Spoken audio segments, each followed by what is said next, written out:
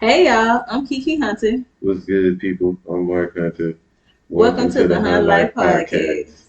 So, what do you feel like some important keys that because we have been married for a while Mhm. and we coming up on 6 years of marriage, Mhm. but we've been together as long as Future been a rapper. Like we've been together like what 12, almost 13 years. Oh, you say like I'm like that. Wait, hold Yeah, on. like Wait a minute. What? yeah, like That's yeah, a like while. since like 10 or no, September since like 10. 11, 2011, 2012. Yeah. Like yeah. When I when met you you in 2010. yeah. We kind of started dating in like about a year and a half. Like yeah, like 20. I Yeah, mean, about 2011 we started like dating, yeah, like so middle of that's like 2011. 13 years. That's wild. That's Like, yeah, crazy. we've been knowing each other for like Oh yeah, 13 because it's years. 2024. Oh Yeah. shit. I'm just. So for knowing each other for 13 years, what do you feel like is like some key like words of encouragement or like under like something that you can say to the people that's like thinking about getting married, about to get married, or married that's going through shit? I think the biggest thing is accept that person for who they are, flaws and all, and don't put your partner on a pedestal, and don't allow your partner to put you on a pedestal because it takes the humanity. I had to learn that one for sure. I always accepted you for who you are. I always tell people I know exactly who I married. Like no matter when you mess up or not. Like I'm like, I know who I married. Like that's not the point. Where I failed was and where I had the hardest part in our relationship was when I realized I had put you on a pedestal. And I took that part wasn't fair because it kind of made you it's pressure. Realistically, it's just pressure that nobody needs. Like when your partner, you wanna, it's a place where you should be able to feel human and you should be able to feel like you can make mistakes and that like it'll be okay if you mess up. But not allow putting you on a pedestal didn't necessarily allow you to. It didn't allow me to fully, I guess, deal with the person that you were. Because I believed in who you were, I believed in who you would be, and that part was like, damn, I didn't think about like the mistakes that you would make along the way. Yeah. So it was a humbling experience to say, okay, that was my bad because that's one thing I always ask from you. Don't put me on a pedestal. Like, Oh, I don't didn't. put. That's what I'm saying. That was always something that we. No, you said you did. I said I didn't. Oh, I was like, now wait a minute. But that was something I think I said at the beginning when we started dating. Like, just treat me like treat me normal because I'm not. I'm used to being there for everybody and being a strong person. I don't want that in this. Like, I need Yeah, to be no. able to just be. But I ended up doing it to you. So that was very humbling. So I think don't put each other on pedestals. Allow each other to be human and know exactly who you're marrying, like flaws and all. Like, don't think somebody is too good for a mistake that they already may have done or signs that they are like flaws and all. This do us part. That's what I was saying.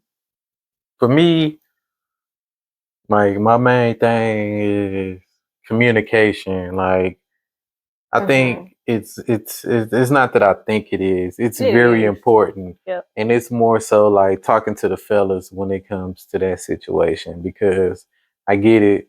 Some of us are not talkers. A lot of Mm-hmm. us haven't really learned how to like explain our feelings or even understand women's emotions and stuff. I think you honestly need to like really know your spouse. Mm-hmm. You got to know what makes your spouse tick, what they don't do, stuff like that. So you're not like confused because I mean, we know women are emotional. So like we can't constantly every single time that she get in her feelings, you get in your feelings. Yeah. You got to be able to separate the difference between is she just like being dramatic, or is this like, okay, she for real this time? Yeah. You got to be able to understand that. And I feel like communication, like regardless of the, like, what's that thing that's maybe taking her over like, the edge? Like she may normally freak out over this thing, but like she's freaking out more than normal. So what's going on here? Like, because you got to be able to catch those. It be the little bitty stuff that you have to like. Yeah, because catch. that's the thing about women. It's like it's never the big stuff. It's the little stuff. But that's the part that a bunch of dudes like miss out upon. We don't pay attention to the little stuff. So it's like the communication part and pay attention to the little things. And like, bro, don't start something you can't finish. Mm-hmm. Like if you like, I'm being 100, fam. Like I'm being 100 with all the dudes. Like if you start before y'all get married and you start cooking all the time, don't get married and like don't cook at all. Yeah, ain't made no like you gotta continue to do that. If you a dude that did all the Valentine stuff, you gotta continue to do it. But the thing about that is you gotta start putting a cap up on it, fam, because you don't want to be you don't want to be year 3 and for Valentine's Day you bought her a car. Like what you gonna do year 4? So that's why I'm like, you gotta take it in little bitty steps, you feel me? You can't just go all out like every single time.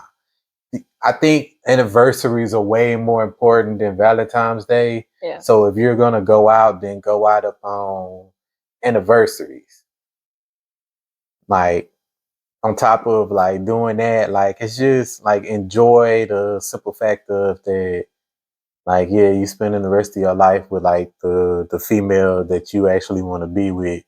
So like don't do the ignore thing all the time. I get it, some of the time you do want to ignore them, but you can't ignore them all the time. True. Cause y'all do the same thing. Like y'all do the solid treatment and all that extra stuff. So it's like the same way females got the solid treatment, the dudes it can ignore you. When I'm saying ignore, I mean like some of the time, bro, you gotta get off the game and like spend time with your woman.